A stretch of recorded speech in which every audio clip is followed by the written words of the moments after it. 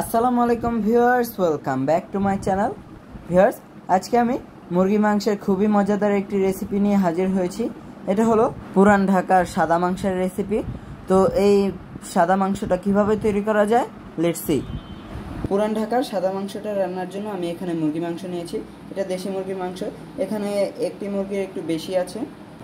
এখন আমি মাংসটাকে মাখিয়ে নেব।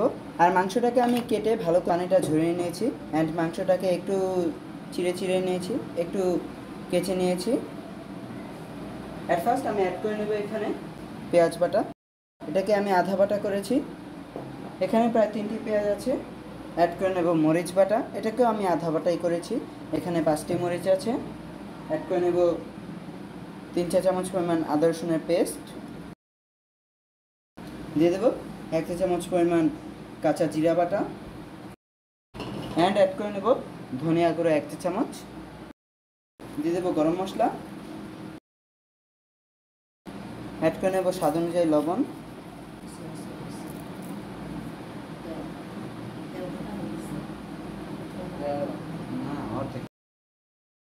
ভিউয়ার্স, আমি এখানে তেল অ্যাড করেছি, বাট সিনটা স্কিপ হয়ে গেছে।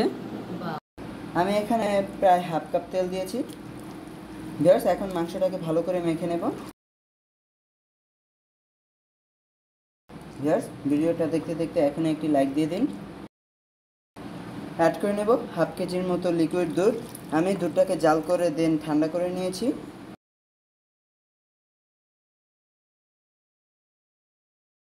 এখন ভিউয়ার্স চলে যাব এটাকে রান্না করতে। ভিউয়ার্স, মাংসটাকে ঢেকে দিলাম। এখন আমি এটাকে রান্না করে নেব অ্যান্ড মাঝে মধ্যে আমি এটাকে একটু উল্টে পাল্টে দেবো যাতে লেগে না যায়। আমি ঢাকনাটা উঠে মাংসটাকে একটু নেড়ে দিচ্ছি। আর মাংসটা অনেকটাই সিদ্ধ হয়ে গেছে, আর কিছুক্ষণ রান্না করব। এটা প্রায় ডান। এই পর্যায়ে আমি এখানে কিছু ইনগ্রেডিয়েন্টস অ্যাড করে নেব। মাংসটা সিদ্ধ হয়ে গেছে। অ্যাড করে নেব অ্যাট ফার্স্ট বেরেস্তা। এটা জাস্ট একটু সুন্দর কালার আসার জন্য অ্যান্ড ফ্লেভার আসার জন্য।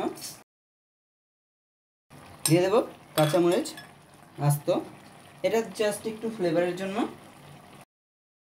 অ্যান্ড অ্যাড করে নেব ঘি। এটাতে শাহি ফ্লেভার আনার জন্য।